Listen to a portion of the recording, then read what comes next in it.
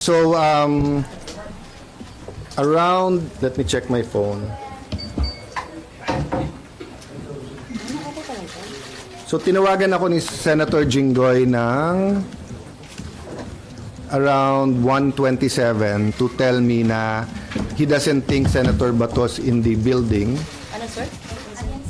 At after lunch, mga 1:27, tinawagan ako ni Senator Jinggoy Estrada to say, SP, wala na si Senator Bato sa Senate. So I checked and asked my Chief of Staff to ask the Sergeant at Arms for a report. So may spot report pala talaga siya. I can read it to you. Ito na yung spot report. And then right before, when I came in, di ba, when I saw you guys, sinabi ko na rin, ay sorry, hindi 1:27, miss call niya pala yon. So 27 ngayon, today pala. yeah, around 1:27. basta around lunchtime na ako tinawagan ni Senator Jinggoy. So okay. Yeah, so that's fine. So what time siya?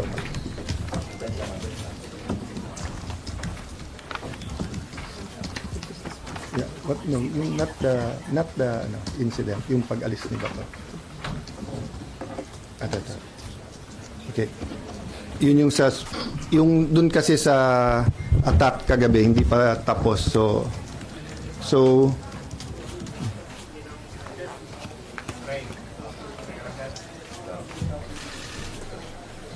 there's a report po anong oras siya umalis.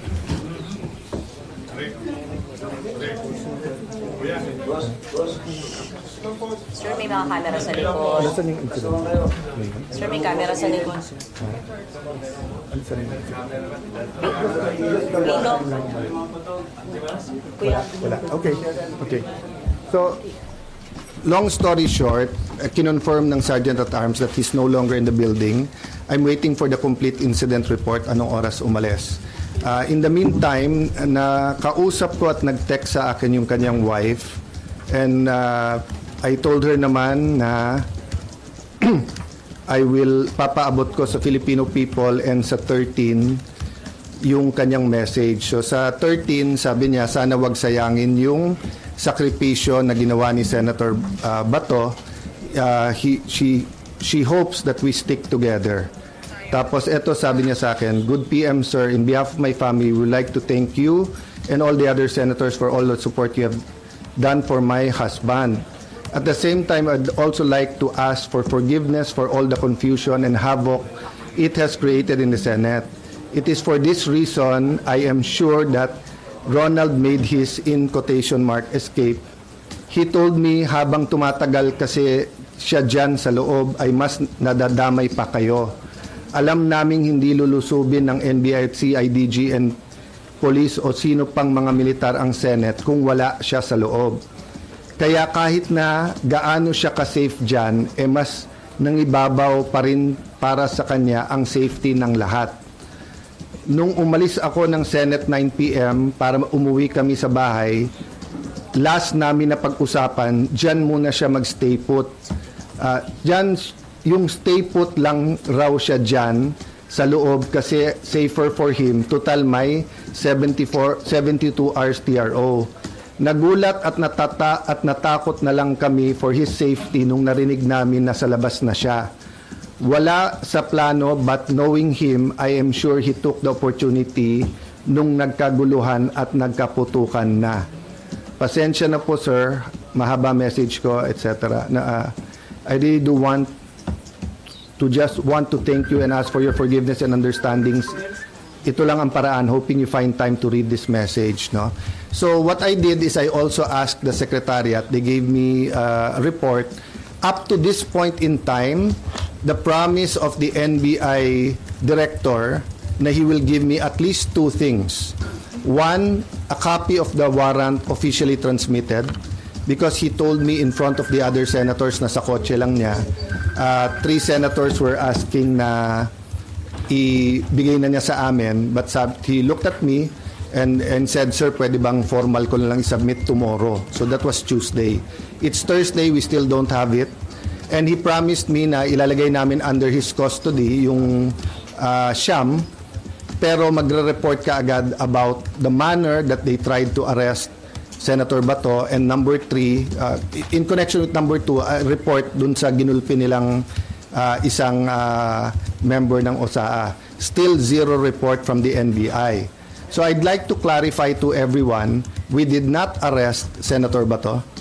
We extended the courtesy and the traditions of the Senate that hindi pwedeng mag-aresto sa loob. He's not under arrest from any of us. And so far as we're concerned, there's no warrant of arrest for him. So he knew from the start, I knew from the start, I never hid from any of you. Anytime you ask me, nandiyan pa si Senator Bato, I answered you to the best of my ability. And I told you, nandiyan pa, tinanong nyo how long will he stay, as long as he likes, di ba? So he made that decision on his own. I found out when Senator Jinggoy called me. I had no idea last night because he came pa to see Sec John Vic. So I brought Sec John Vic sa taas, sa 5th floor, because ni-request nung isang staff na, sir, hindi pa alam sa 5th floor na secure na at hindi pa nila alam ang nangyayari. Baka pag umakyat yung mga pulis, baka may gulo. So I went up, medyo naka-vest at armado pa yung OSAA. So Sec John Vic asked them na lahat may barel, ibaba yung barel. We explained the situation that OSAA is still in charge inside, but there's a joint investigation. Little did we know na hindi pa fully secured when we answered you, because nga may na-aresto actually kagabi. Diba? I think na-report nyo na lahat. So I just promised Sec John Vic that I'll wait for his report and that siya magsasabi sa details para nga walang misfire, miscommunication o accusation. But since someone close to me sent me a text,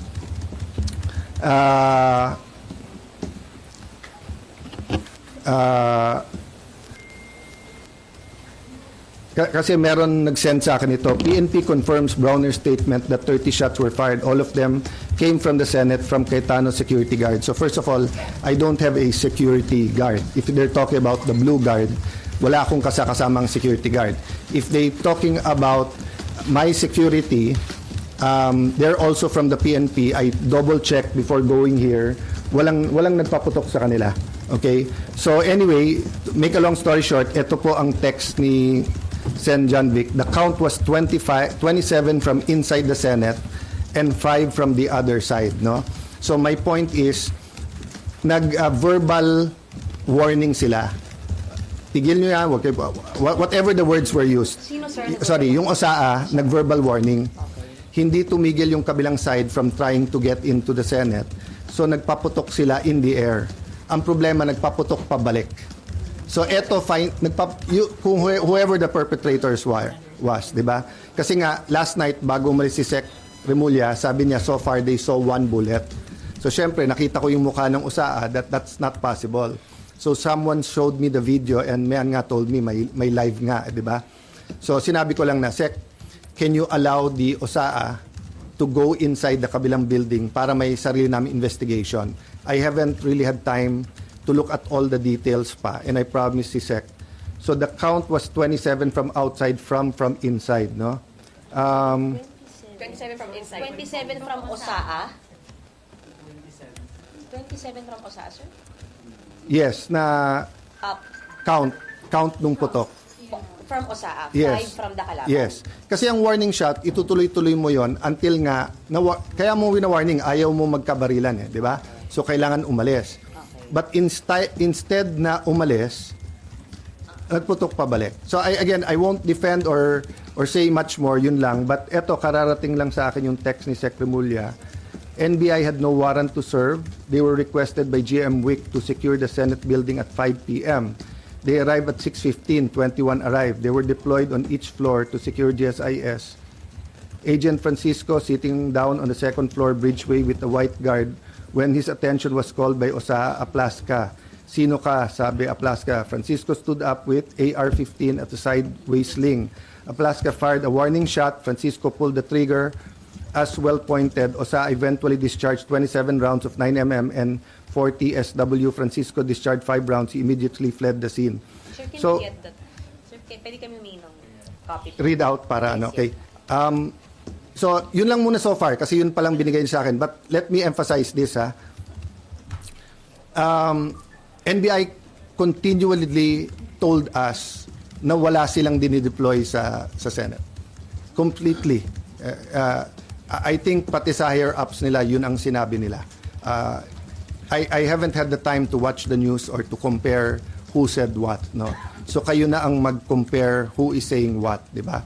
But time after time, in fact, Senator Loren got a text when we were having the caucus na sabi ni NBI Director, hindi daw niya sinabi na pinayagan sila ni Senator Soto. All the senators na kasama ko doon, napakarami, all said he did not only say it once, he said it 3 times. So, we can get to the truth if people tell the truth. Diba? But if the NBI is not going to be, it's not going to treat this thing with candor, meaning just tell us the truth, may problema tayo. But I can tell you, I have faith in the PNP and the DILG. They gave me their word. No? And for some, their word is not important, but I do believe kay General Nartates, Chief PNP, and kay Sec Remulla, nung sinabi nilang lalabas ang totoo dito, I believe in the word that they've given. No?